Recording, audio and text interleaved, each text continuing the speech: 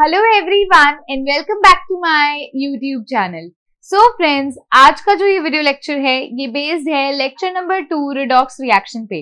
Lecture 1 के अंदर हमने देख लिया था एनसीईआरटी में से ऑक्सीडेशन नंबर के बारे में, यानी कि टॉपिक 8.3। आज हम करने वाले हैं इस रिडॉक्स रिएक्शन की शुरुआत यानी कि फर्स्ट पेज से इसकी रीडिंग करेंगे। क्योंकि मैंने पहला जो लेक्चर था उसमें ऑक्सीडेशन नंबर इसलिए करवाया क्योंकि अगर आपको ऑक्सीडेशन नंबर आता है निकालना तो बाकी के सारे लेक्चर्स आपके लिए इजी हो जाएंगे। अब देखो, जो टॉपिक आज मैं एनसीईआरटी में पढ़ा रही हूं इसका normal video lecture green board पर जो मैंने समझाया है विद क्वेश्चंस, आपको उसका लिंक डिस्क्रिप्शन में मिल जाएगा। अगर किसी स्टूडेंट ने वो नहीं देखा है तो वो जाकर देख सकते हैं। डिस्क्रिप्शन कहां पर मिलती है? जस्ट वीडियो जहां प्ले हो रही है उसके नीचे आपको डिस्क्रिप्शन देखने को मिलेगी, वहां से उस लिंक को खोल लीजिएगा और जो आज का टॉपिक हम एनसीईआरटी में कवर करेंगे वही सेम टॉपिक आपको मिलेगा। बेसिकली स्टूडेंट्स क्या करते हैं, पहले ग्रीन बोर्ड वाली स्टडी करते हैं फिर एनसीईआरटी देखते हैं, लेकिन अगर ऐसा कोई स्टूडेंट है जिसने ग्रीन बोर्ड वाली नहीं देखी तो उनके लिए मैं कह रही हूँ भी लिंक आपको डिस्क्रिप्शन में मिल जाएगा, ठीक है। और मैंने आपको, जैसे कि आपको पता है डीपीपी भी शुरू करी है, तो हर लेक्चर से रिलेटेड डीपीपी होती है, मतलब डेली प्रैक्टिस प्रॉब्लम, उससे रिलेटेड कुछ क्वेश्चंस।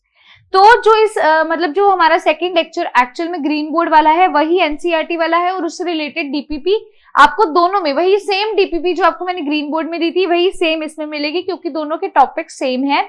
इसको मैं एनसीईआरटी से लाइन टू लाइन रीडिंग करूंगी। अब आप टॉपिक पे चलने से पहले अगर किसी स्टूडेंट ने चैनल को सब्सक्राइब नहीं किया है, चैनल को सब्सक्राइब करना चाहते हैं, तो मेरे चैनल का नाम है शौर्य ग्रोवर और जस्ट वीडियो के नीचे बेल आइकन देखने को मिलेगी, बेल आइकन को प्रेस कर दीजिएगा नेक्स्ट वीडियो की नोटिफिकेशन के लिए। अब आप चलते हैं हमारे आज के टॉपिक पे। रिडॉक्स रिएक्शन हमारे चैप्टर का नाम है। देखो, मैंने आपको प्रीवियस लेक्चर में ऑक्सीडेशन नंबर सिखाया था। अब रिडॉक्स रिएक्शन को आज हम स्टडी करने वाले हैं। रिडॉक्स रिएक्शन होती क्या है? तो रिडॉक्स को अगर मैं दो हिस्सों में डिवाइड करती हूँ, देखो दोबारा से इसको मैं आपको बताऊं, अगर मैं रिडॉक्स को दो हिस्सों में डिवाइड करूं, रेड प्लस ऑक्स, रेड का मतलब होगा रिडक्शन, रेड का मतलब क्या हो जाएगा? रिडक्शन, और ऑक्स का मतलब क्या हो जाएगा? ऑक्स का मतलब हो जाएगा ऑक्सीडेशन, ऑक्स का क्या हो जाएगा? ऑक्सीडेशन। तो रिडॉक्स का मतलब होता है रिडक्शन प्लस ऑक्सीडेशन। अब रिडक्शन क्या होता है और ऑक्सीडेशन क्या होता है? ये दो प्रकार की रिएक्शंस होती है जिनको अगर हम कहें भी, अगर ऑक्सीडेशन और रिडक्शन साइमल्टेनियसली अकर कर रही है तो वो कहलाती है रिडॉक्स रिएक्शन। मतलब ये दोनों अगर हमें प्रोसेसेस एक रिएक्शन में देखने को मिलते हैं तो वो रिएक्शन कहलाती है रिडॉक्स रिएक्शन। देखते हैं, हमारी फर्स्ट लाइन से शुरू करते हैं। देखिए, वेयर देयर इज ऑक्सीडेशन, जहां पर भी ऑक्सीडेशन होगी, देयर इज ऑलवेज रिडक्शन। मैंने क्या बोला? जहां पर भी ऑक्सीडेशन अकर करी है वहीं पर रिडक्शन भी होगी, और इन दोनों को हम क्या कंबाइन में बोलते हैं? Redox reaction.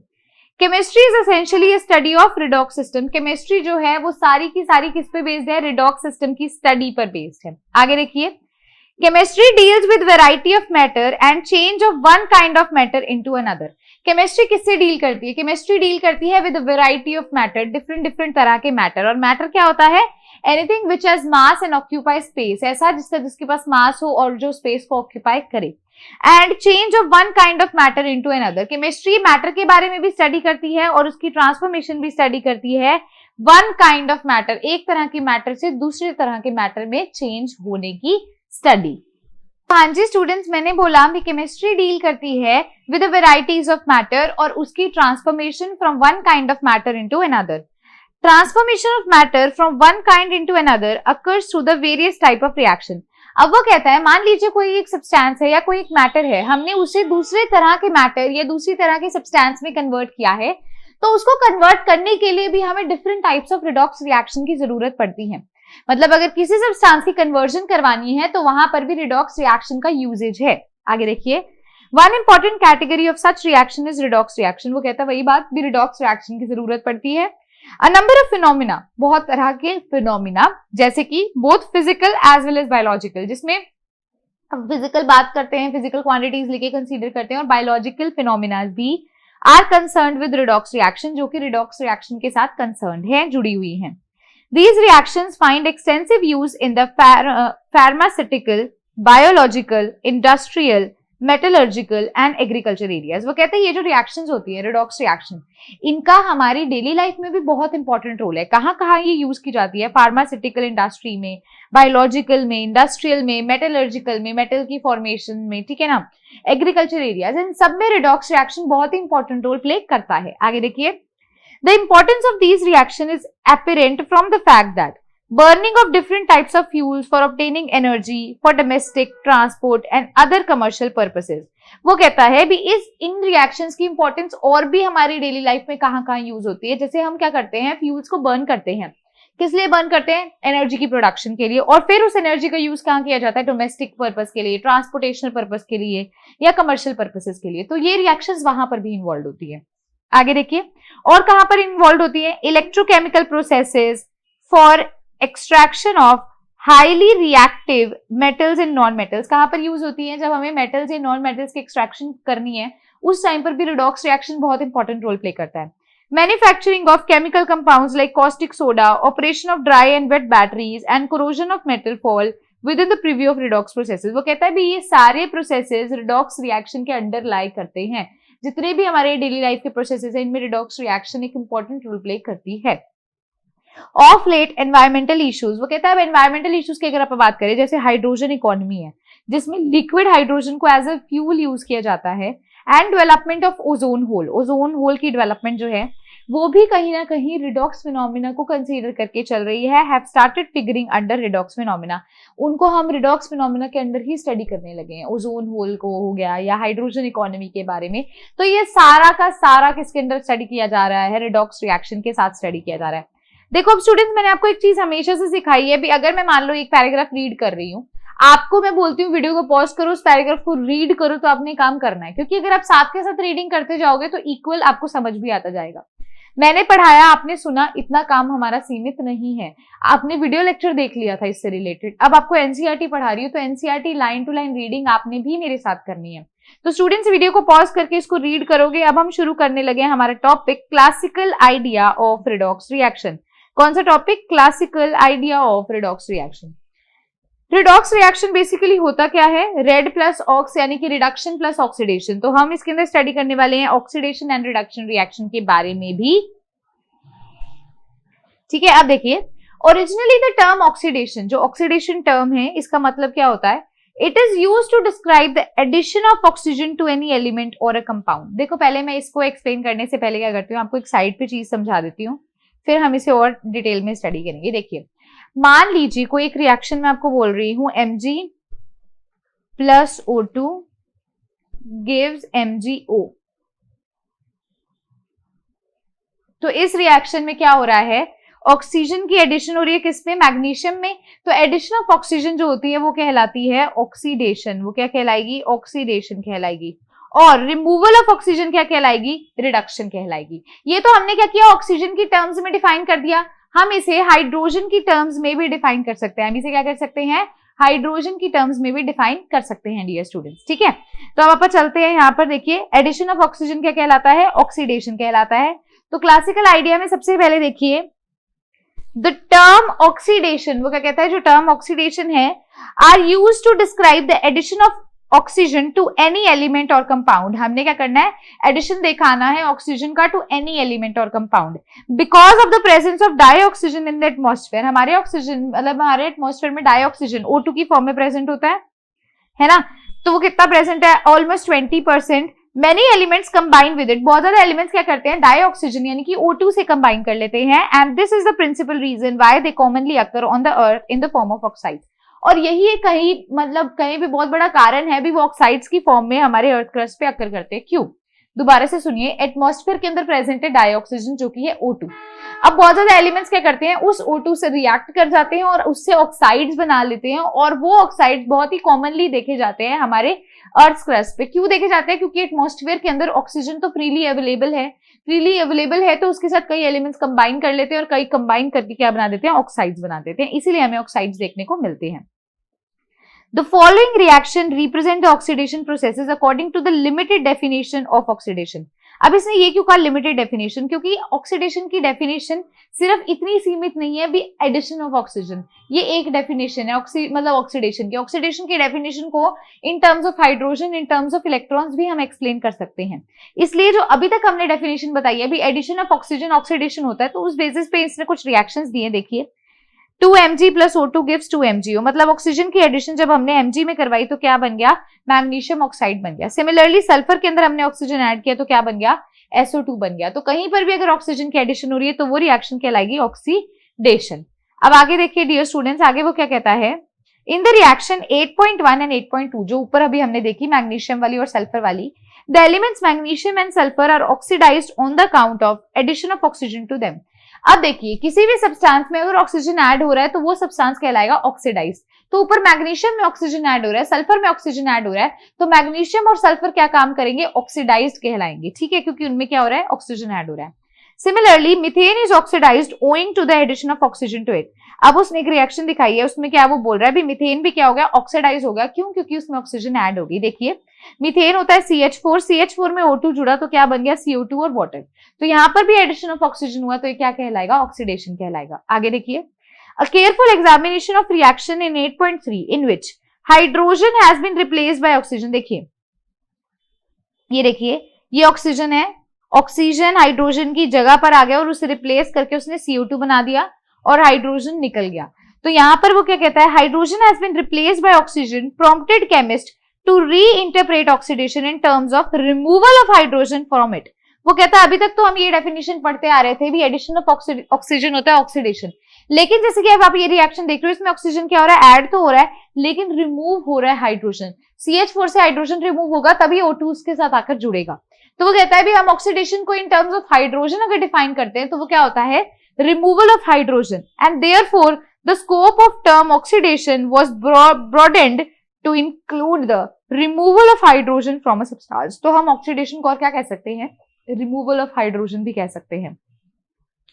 The following illustration is another reaction where removal of hydrogen can be cited as an oxidation reaction। अब उसने क्या किया है, रिमूवल ऑफ हाइड्रोजन के और एग्जांपल दिए। देखिए H2S में से H2 रिमूव हो जाएगा और क्या हो जाएगा, ठीक है, मतलब ऑक्सीजन क्या, यहाँ पर ऑक्सीजन को नहीं देख के चलना है, यहाँ पर हमने हाइड्रोजन को देख के चलना है।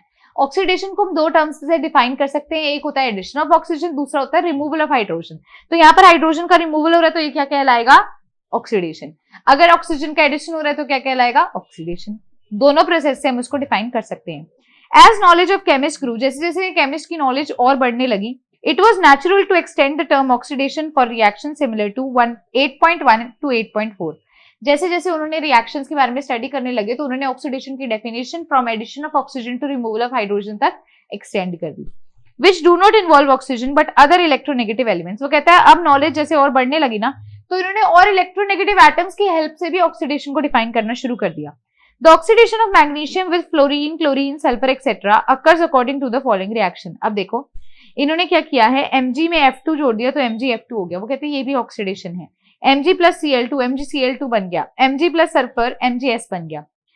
Incorporating the reactions, ये जो हैं 8.5 से 8.7 with the fold of oxidation reaction encouraged scientists to consider not only the removal of hydrogen as oxidation but also the removal of electropositive elements as oxidation। उन्होंने ये भी कहा भी एडिशन ऑफ ऑक्सीजन भी ऑक्सीडेशन है, removal of hydrogen भी oxidation है और रिमूवल ऑफ इलेक्ट्रोपॉजिटिव एलिमेंट भी ऑक्सीडेशन है। जब इलेक्ट्रोपॉजिटिव एलिमेंट रिमूव हो जाता है तो वो ऑक्सीडेशन कहलाता है, ठीक है। अब देखिए उन्होंने एक एग्जाम्पल हमें दिया है 2K4FeCN6 जो कि एक्वस फॉर्म में है plus H2O2 gives 2K3FeCN6 plus KOH। It is interpreted as oxidation due to the removal of electropositive element potassium from potassium ferrocyanide।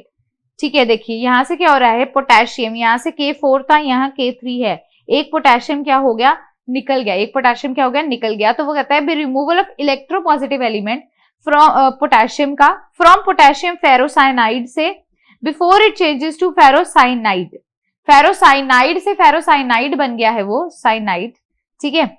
तो देखिए फेरो से फेरीसाइनाइड बन गया है, क्यों, क्योंकि एक पोटेशियम रिप्लेस हो गया है और एक इलेक्ट्रोपॉजिटिव एलिमेंट रिप्लेस होता है तो वो क्या कहलाता है, ऑक्सीडेशन कहलाता है। दोबारा देखिए यहाँ पर, यहाँ K4 थे, यहाँ पर K3 है, तो एक पोटेशियम रिप्लेस हो गया, एक इलेक्ट्रोपॉजिटिव एलिमेंट निकल गया तो वो भी ऑक्सीडेशन कहलाएगा। ठीक है, अब हम ऑक्सीडेशन को इन टर्म्स ऑफ क्या कर सकते हैं, ऑक्सीडेशन डिफाइन करेंगे तो एडिशन ऑफ ऑक्सीजन, और हाइड्रोजन की टर्म्स में करेंगे तो रिमूवल ऑफ हाइड्रोजन, और तीसरा रिमूवल ऑफ इलेक्ट्रोपॉजिटिव एलिमेंट भी हम कर सकते हैं।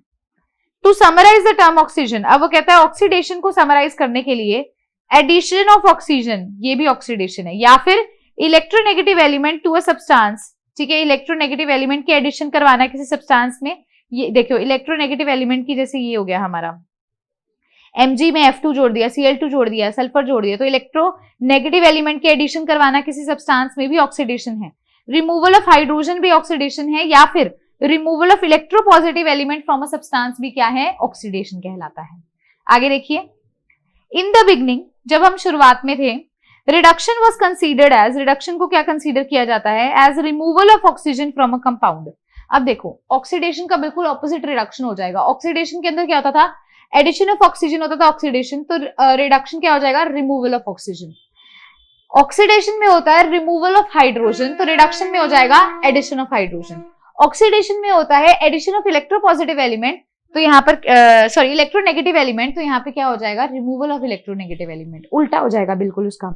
However, the term reduction has been broadened these days to include removal of oxygen. Reduction को अब हम क्या कह सकते हैं, removal of oxygen, just opposite to oxidation सारा कुछ reduction होता है देखो। और removal of electronegative element from a substance भी क्या कहलाएगा, reduction कहलाएगा। और reduction को क्या कह सकते हैं, addition of hydrogen भी कह सकते हैं। Oxidation क्या होता था, removal of hydrogen, reduction क्या हो जाएगा, addition of hydrogen, उसका बिल्कुल opposite। और addition of electropositive element to a substance, या फिर किसी इलेक्ट्रोपॉजिटिव एलिमेंट में हमने क्या किया, ऐड कर दिया किसी सब्सटेंस में, तो वो भी रिडक्शन है। According to the definition given above, the following are the examples of reduction. पहला देखिए रिडक्शन का एग्जांपल है HgO gives Hg plus O2। क्या होता है, रिमूवल ऑफ ऑक्सीजन भी क्या कहलाता है, रिडक्शन। तो HgO में से ऑक्सीजन रिमूव हो गया और Hg आ गया, तो ये क्या हो जाएगा, रिडक्शन हो जाएगा। आगे देखिए 2FeCl3 plus H2 gives 2FeCl2 plus HCl। तो एडिशन ऑफ हाइड्रोजन भी क्या होता है, रिडक्शन होता है। तो वह हाइड्रोजन की एडिशन करवाई तो वो भी क्या हो जाएगा, रिडक्शन हो जाएगा। या फिर हम ये भी कह सकते हैं रिमूवल ऑफ इलेक्ट्रोनेगेटिव एलिमेंट, जैसे क्लोरीन की रिमूवल हुई है, देखिए Cl3 से Cl2 रह गया, तो यहां से इलेक्ट्रोनेगेटिव एलिमेंट की अगर रिमूवल हुई है तो वो भी क्या कहलाता है, रिडक्शन कहलाता है। और एक उसने रिडक्शन का एग्जाम्पल दिया है एडिशन ऑफ हाइड्रोजन की टर्म्स में, CH2 डबल बॉन्ड CH2 में H2 जोड़ा तो हमारे पास ये कंपाउंड आ गया, तो एडिशन ऑफ हाइड्रोजन भी क्या कहलाता है, रिडक्शन कहलाता है। सिमिलरली मरकरी की एडिशन क्या है, देखिए टू मर्क्यूरिक क्लोराइड भी क्या है, एक तरह से रिडक्शन का प्रोसेस है। ये कुछ एग्जांपल उसने रिडक्शन के दे दिए। अब आगे देखिए, in reaction 8.11 simultaneous oxidation of stannous chloride to stannic chloride, यहाँ पर stannous chloride to stannic chloride is also occurring because of addition of electronegative element chlorine to it। यहाँ पर क्लोरीन इलेक्ट्रोनेगेटिव एलिमेंट का हमने क्या मतलब जो एक रिएक्शन है 8.11, इसमें क्या हुआ, क्लोरीन का जब हमने एडिशन करवाया जिसके कारण क्या होता है, रिडक्शन हो जाता है। It was soon realised that oxidation and reduction can occur simultaneously.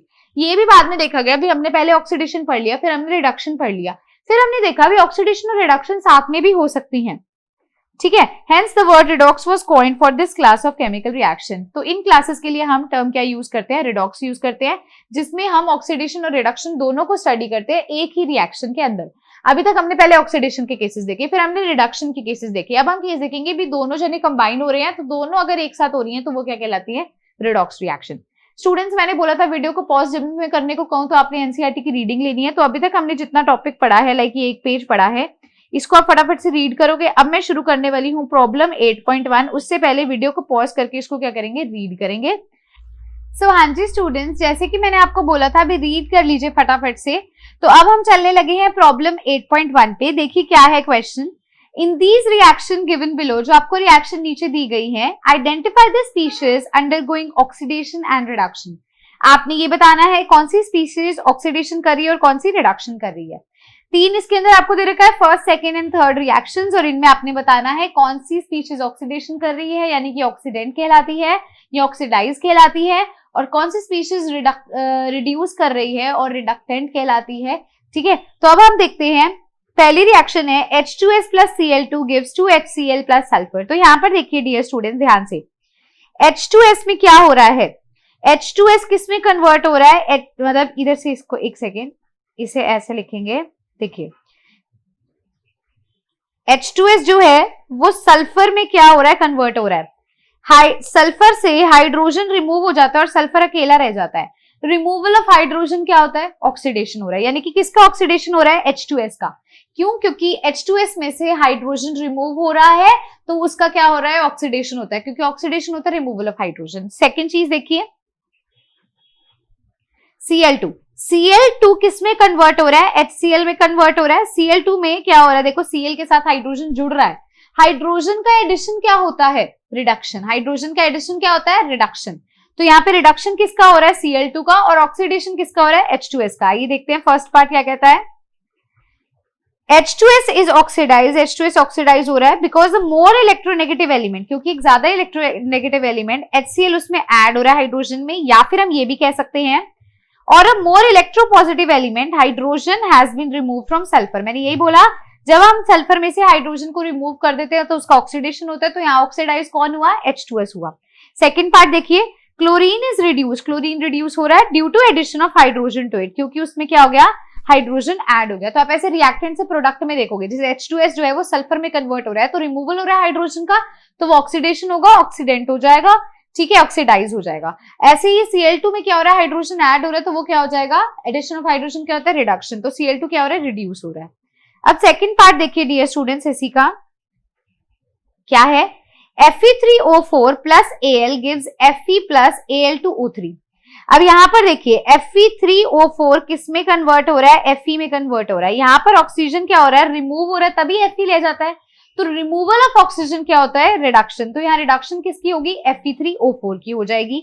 अब इसी के अंदर एक और चीज देखिए, Al में ऑक्सीजन ऐड होकर वो Al2O3 बन रहा है, एडिशन ऑफ ऑक्सीजन क्या होता है, ऑक्सीडेशन। तो Fe3O4 का हो रहा है रिडक्शन और Al का क्या हो रहा है, ऑक्सीडेशन। आइए देखते हैं सेकंड पार्ट। Al का क्या हो रहा है, एल्यूमिनियम इज ऑक्सीडाइज, क्यों, क्योंकि उसमें ऑक्सीजन ऐड हो रहा है, और उसका क्या हो रहा है, रिडक्शन। किसका, Fe3O4 का हो रहा है रिडक्शन, क्योंकि उसके अंदर से ऑक्सीजन क्या हो रहा है, रिमूव हो रहा है। आगे देखिए नेक्स्ट आता है Na plus H2 gives NaH, Na plus H2 gives NaH। जो ये वाला पार्ट है ये हमारे नेक्स्ट कंसेप्ट से बहुत रिलेटेड है। आइए इधर समझाती हूँ।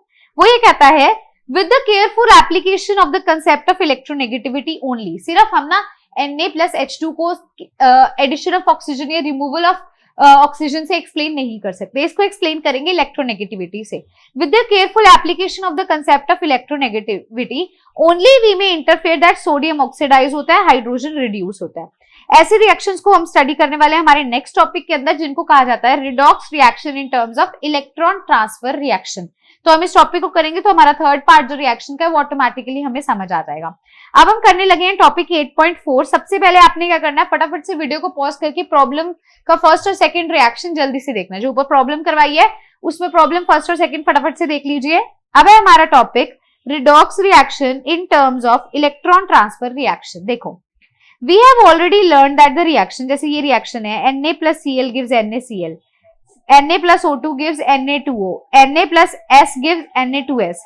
ये सारी रिडॉक्स रिएक्शन है, क्यों, क्योंकि इसके अंदर सोडियम ऑक्सीडाइज हो रहा है। क्यों सोडियम ऑक्सीडाइज हो रहा है, या तो हम ये कह सकते हैं भी ऑक्सीजन ऐड हो रहा है इस वजह से ऑक्सीडाइज हो रहा है, या हम ये भी कह सकते हैं क्योंकि क्लोरीन ऑक्सीजन सल्फर जो है, ठीक है, क्लोरीन ऑक्सीजन सल्फर जो है वो ज्यादा इलेक्ट्रोनेगेटिव है एज कंपेयर टू सोडियम, तो वो उसमें जब ऐड होते हैं तो ऑक्सीडेशन होता है। और हम ये भी बोल सकते हैं भी अगर क्लोरीन ऑक्सीजन और सल्फर जो है इसमें एक लेस, मतलब इसमें मैं कहूँ इलेक्ट्रोपॉजिटिव एलिमेंट सोडियम ऐड होता है तो वो क्या होते हैं, रिड्यूस होते हैं। दोबारा देखो मैं क्या बोल रही हूँ, मैं बोल रही हूँ these are the redox reaction, these are the redox reaction because in each of these reactions sodium is oxidized due to addition of either oxygen, या तो इनमें ऑक्सीजन ऐड हो रहा है इस वजह से, या फिर और more electronegative element to sodium, sodium की कंपैरेटिवली क्लोरीन मोर इलेक्ट्रोनेगेटिव है, सोडियम की कंपैरेटिवली सल्फर और ऑक्सीजन भी मोर इलेक्ट्रोनेगेटिव है। तो हम कह सकते हैं भी सोडियम क्या हो रहा है, ऑक्सीडाइज हो रहा है। क्यों ऑक्सीडाइज हो रहा है, क्योंकि उसमें मोर इलेक्ट्रोनेगेटिव एटम ऐड हो रहा है, ठीक है। साथ ही साथ हम ये भी कह सकते हैं simultaneously chlorine, oxygen and sulfur are reduced because to each of these the electropositive element sodium has been added। तो हम ये भी कह देते हैं भी जैसे क्लोरीन ऑक्सीजन सल्फर है ये रिड्यूस क्यों हो रहे हैं, क्योंकि इनमें एक इलेक्ट्रोपॉजिटिव एलिमेंट सोडियम ऐड हो रहा है। तो हम मतलब नेगेटिविटी और पॉजिटिविटी के बेसिस पे भी ऑक्सीडेशन रिडक्शन को डिफाइन करते हैं। आगे देखिए, from our knowledge of chemical bonding, अब केमिकल बॉन्डिंग की नॉलेज से हम कह सकते हैं भी जितने भी हैं NaCl, Na2O, Na2S, इनको हम, ये आयनिक कंपाउंड्स होते हैं, इनको हम आयंस में तोड़ सकते हैं। जैसे NaCl है, उसे Na पॉजिटिव Cl नेगेटिव ऐसे में तोड़ सकते हैं, तो हम उसे वैसे लिखेंगे। देखिए हमने ये किया, we know that sodium chloride, sodium oxide, sodium sulphide are ionic compound, हमें पता है आयनिक कंपाउंड है। परहैप्स बेटर रिटन एज, हम इसे और कैसे लिख सकते हैं, Na positive Cl negative, Na+2 O2 negative, 2Na plus S2 negative. Development and charges on these species produce suggest to rewrite. अब अपन इक्वेशन को कैसे लिखेंगे, देखिए सबसे पहली इक्वेशन आपको दिख रही है, हमारी इक्वेशन थी Na plus Cl2 gives 2NaCl, ये है बैलेंस करके। अब इसका मतलब क्या होता है, देखो एक चीज आपको मैं पहले बता दूं, लॉस ऑफ इलेक्ट्रॉन जो होता है उसकी वजह से पॉजिटिव चार्ज आता है और गेन ऑफ इलेक्ट्रॉन की वजह से नेगेटिव चार्ज आता है। जब दो सोडियम में हमने 2 इलेक्ट्रॉन्स लॉस कर दिए तो हमारे पे क्या आया, +2 चार्ज आ गया। और जब Cl2 में हमने 2 गेन ऑफ इलेक्ट्रॉन्स कर दिए तो उस पे क्या आएगा, माइनस चार्ज। याद रखिए, लॉस ऑफ इलेक्ट्रॉन के कारण आता है पॉजिटिव चार्ज और गेन ऑफ इलेक्ट्रॉन के कारण आता है नेगेटिव चार्ज। 2 Na में 2 इलेक्ट्रॉन्स हमने लूज कर दिए तो क्या आ जाएगा, पॉजिटिव चार्ज आ जाएगा, क्योंकि लॉस में आता है पॉजिटिव और गेन में आता है नेगेटिव चार्ज। नीचे वाला एग्जांपल देखिए, Na 2Na plus O2 gives Na positive twice O2 negative. Loss of electron के कारण आता है पॉजिटिव चार्ज और गेन ऑफ इलेक्ट्रॉन के कारण आता है नेगेटिव चार्ज। नेक्स्ट देखिए एग्जांपल, नेक्स्ट है Na plus sulphur gives Na2S twice negative. Loss of electron के कारण आता है positive charge, gain of electron के कारण आता है नेगेटिव चार्ज। ठीक है, तो इस तरह से कुछ रिएक्शंस है जिसे हमने रीराइट किया है। आगे देखिए, फॉर कन्वीनियंस, अगर हम कन्वीनियंस के लिए देखें, each of the above processes can be consider as 2 separate steps. हम इन्हें ना, जो अभी रिएक्शंस हमने लिखी हैं वो तो हमने एकदम से ही लिख दी, अब इसको हम क्या कर सकते हैं, 2 हाफ्स में डिवाइड करेंगे।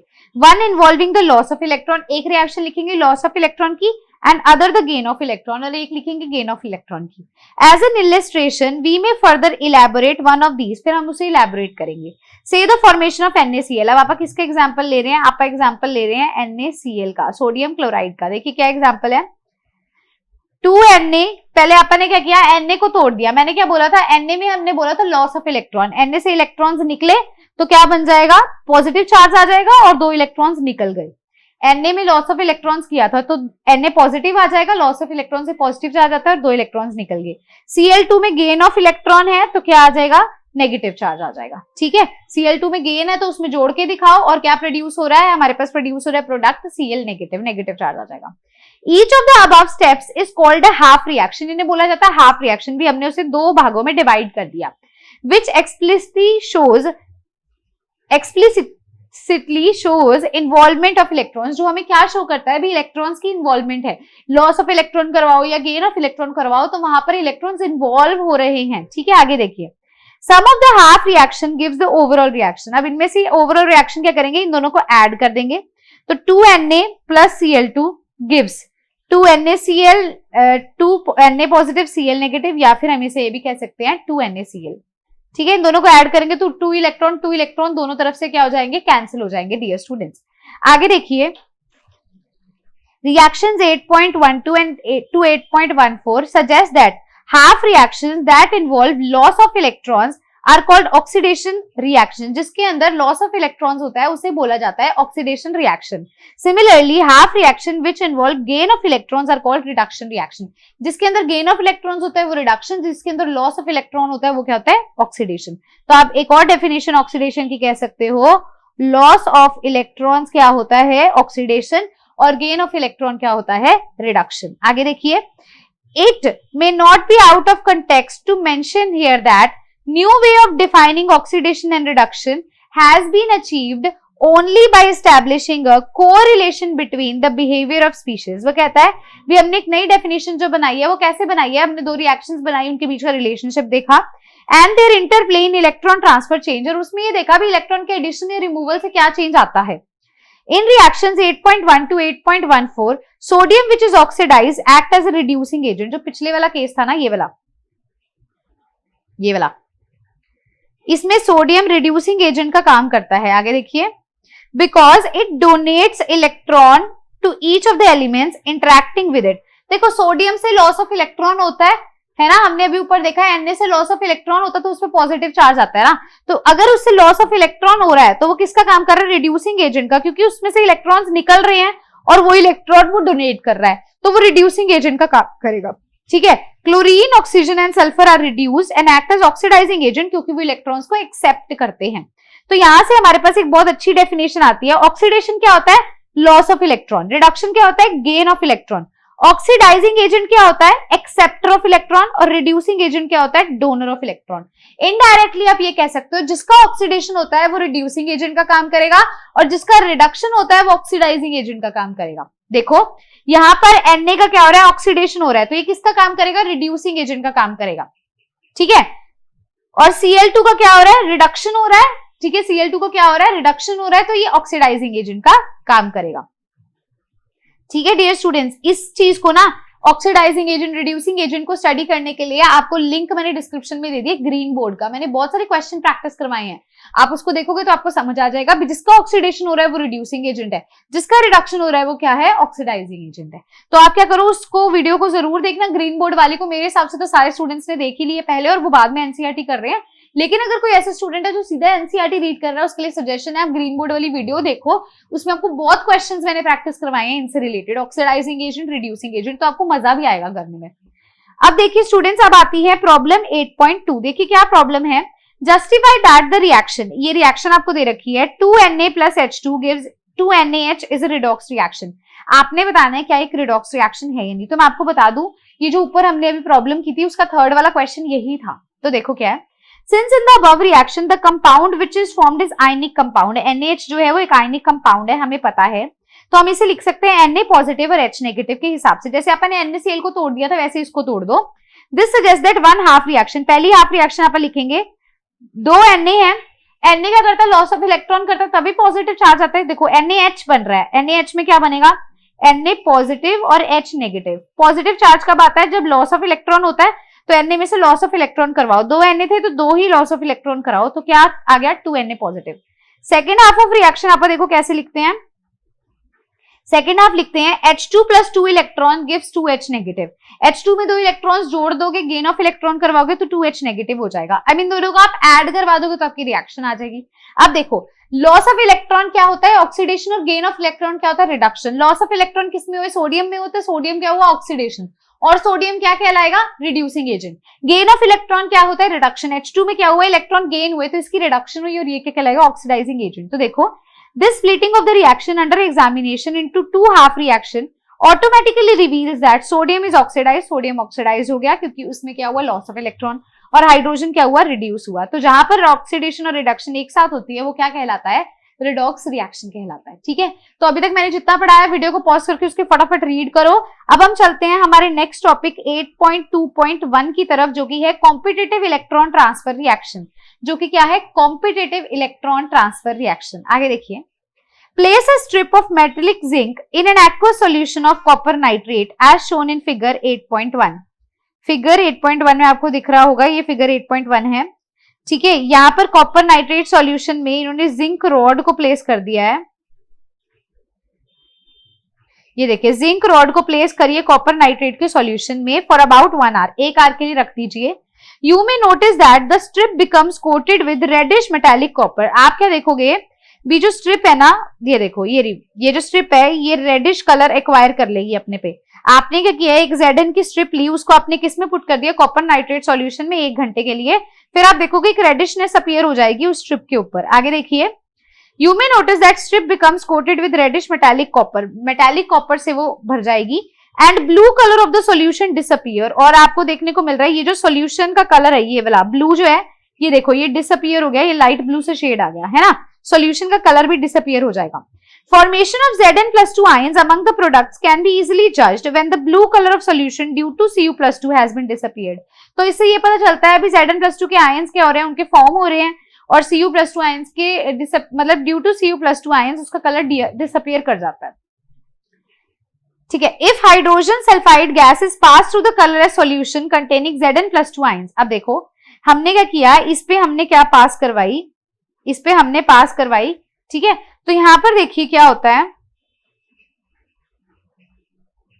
देखो मैं एक बार दोबारा इस चीज को पढ़ रही हूं, मैंने क्या लिखा, if hydrogen sulphide gas is pass through the colourless solution containing Zn+2 ions, appearance of white zinc sulfide, जब हाइड्रोजन सल्फाइड पास करवाई ना हमने Zn+2 आयंस जिसके अंदर थे वहां से, तो व्हाइट जिंक सल्फाइड अपीयर होगा, ठीक है, on making the solution alkaline with ammonia, और वो अल्कलाइन बना देगा सॉल्यूशन विद अमोनिया। तो यहाँ देखो Cu डिपॉजिट हो गया Zn पे, ठीक है, Cu डिपॉजिट हो गया। आगे क्या हुआ, कॉपर को हमने रॉड को डिप किया सिल्वर नाइट्रेट सॉल्यूशन में और फिर से ब्लू कलर अपीयर होने लग गया। ये तो इन्होंने प्रोसेस बताया, इन्होंने पता क्या किया, पहले इन्होंने जिंक रॉड को लिया, इन्होंने कॉपर नाइट्रेट सॉल्यूशन में डाला, फिर इन्होंने देखा 1 घंटे बाद भी उस पे क्या हुआ, कॉपर की लेयर अपीयर होने लगी रेडिश ब्राउन सी, फिर फाइनली Cu+2 क्या हो गया, डिपॉजिट हो गया Cu पे।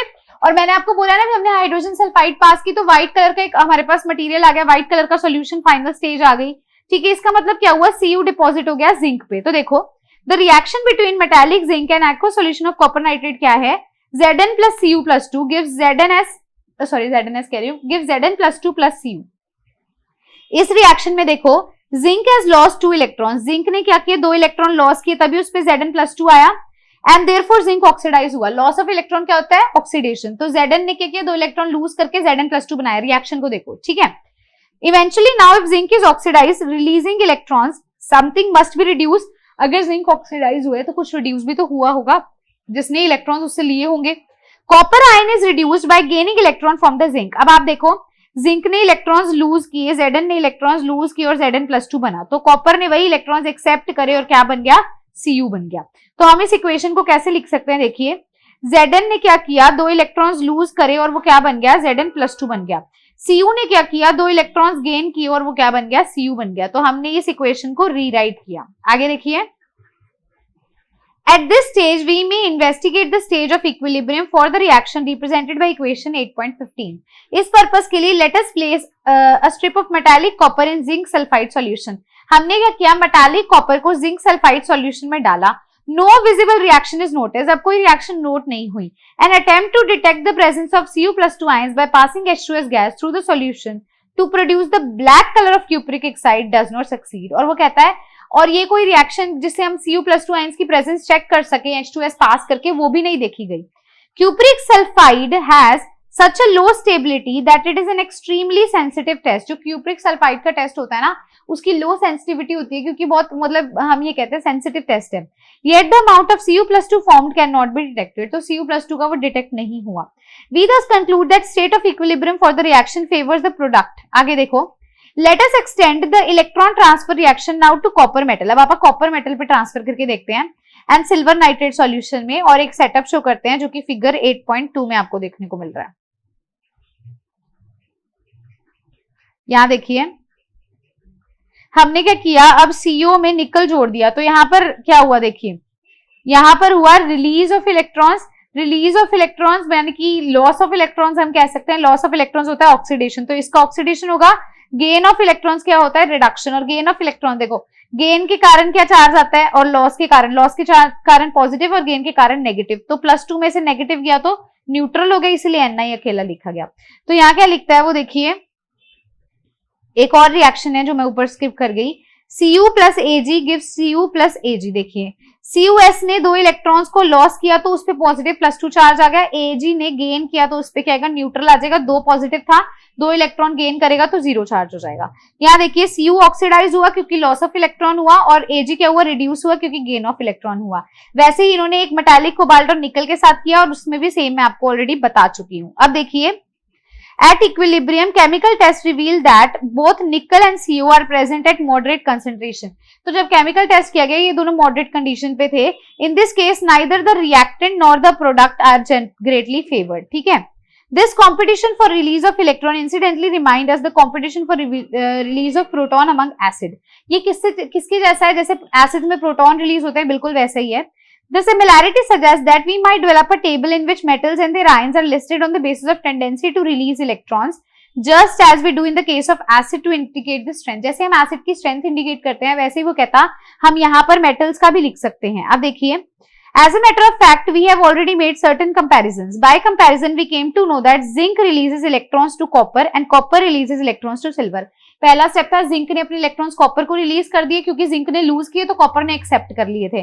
सेकंड, कॉपर ने इलेक्ट्रॉन सिल्वर को किए। देयरफॉर इलेक्ट्रॉन रिलीजिंग टेंडेंसी क्या है, पहले जिंक की, फिर कॉपर की, फिर सिल्वर की। तो हम इसी से हम एक मेटल एक्टिविटी सीरीज बना लेते हैं, ये इलेक्ट्रोकेमिकल सीरीज बना लेते हैं। The competition for the electron between various metals help us to design a class of cells named as galvanic cell, जिसमें मतलब केमिकल रिएक्शंस होती हैं जो इलेक्ट्रिकल एनर्जी का भी सोर्स होता है। देखो इन शॉर्ट में इन सब में यही बताना चाहूंगी भी, हमने रिडॉक्स रिएक्शन को देखा कॉम्पिटिटिव इलेक्ट्रॉन ट्रांसफर रिएक्शन में। इसमें हमने 3 रिएक्शंस देखी भी, कौन किसको इलेक्ट्रॉन लूज करता है बेसिकली। तो जिंक जो है वो कॉपर को इलेक्ट्रॉन लूज करता है। फिर देखो यहाँ पर, देखो इधर देखो एक बारी, जिंक ने क्या किया, ये मैं दूसरे कलर से दिखाती हूँ। जिंक ने क्या किया, अपने इलेक्ट्रॉन्स लूज कर दिए और कॉपर ने उसको मतलब पकड़कर Cu में कन्वर्ट हो गया। फिर Cu ने क्या किया, उन इलेक्ट्रॉन्स को फिर लूज कर दिया और उसे Ag ने पकड़ लिया। फिर Ag ने क्या किया, उन इलेक्ट्रॉन्स को क्या किया, गेन कर लिया फर्दर। तो यहाँ पे इलेक्ट्रॉन लूजिंग टेंडेंसी किसकी है, पहले Zn की, फिर Cu की, फिर Ag की। ठीक है, तो इस प्रकार से हमने इसके अंदर इलेक्ट्रॉन ट्रांसफर रिएक्शन देखी। तो बेसिकली आज के इस वीडियो लेक्चर के अंदर हमने स्टडी किया भी रिडॉक्स रिएक्शन क्या होता है, ऑक्सीडेशन क्या होती है, रिडक्शन क्या होती है। पहले हमने ऑक्सीडेशन रिडक्शन को on the addition of oxygen, removal of oxygen देखा, फिर removal of hydrogen, addition of hydrogen देखा, फिर लॉस ऑफ इलेक्ट्रॉन और गेन ऑफ इलेक्ट्रॉन के बेसिस पे देखा। तो इससे रिलेटेड अगर आपको इसमें किसी टॉपिक में कंफ्यूजन लग रही है तो आप क्या कर सकते हो, वीडियो लेक्चर जो ग्रीन बोर्ड पे पढ़ाया है उसका लिंक आपको डिस्क्रिप्शन में दे रखा है, और इन क्वेश्चंस मतलब जो आज का टॉपिक है इनसे रिलेटेड क्वेश्चंस डीपीपी जो मैंने ग्रीन बोर्ड वाले में भी दी थी, वही सेम डीपीपी मैं उसका लिंक भी आपको डिस्क्रिप्शन में दे रही हूँ, तो उसको आप देख सकते हो। और सारी डीपीपी का सॉल्यूशन एक साथ मैं आपको प्रोवाइड कर दूंगी, तो आप उसमें उसका सॉल्यूशन देख लीजिएगा। अगर आज का वीडियो लेक्चर स्टूडेंट्स आपको अच्छा लगा है, ये जो लेक्चर है मैं फिर से रिपीट कर रही हूँ, ये लेक्चर नंबर 2 है, ग्रीन बोर्ड वाला ही lecture NCERT line to line reading में हमने कवर किया है। ठीक है, तो अगर आज का वीडियो लेक्चर जिसके अंदर हमने रिडॉक्स रिएक्शन, ऑक्सीडेशन और रिडक्शन को स्टडी किया है अच्छा लगा है तो लाइक करना है, बहुत अच्छा लगा है तो कमेंट करना है, शेयर करना है। अगर किसी ने चैनल को सब्सक्राइब नहीं किया तो चैनल को भी सब्सक्राइब करना है और बेल आइकन को भी प्रेस कर सकते हैं नेक्स्ट वीडियो की नोटिफिकेशन के लिए। Thanks a lot dear students, have a good day.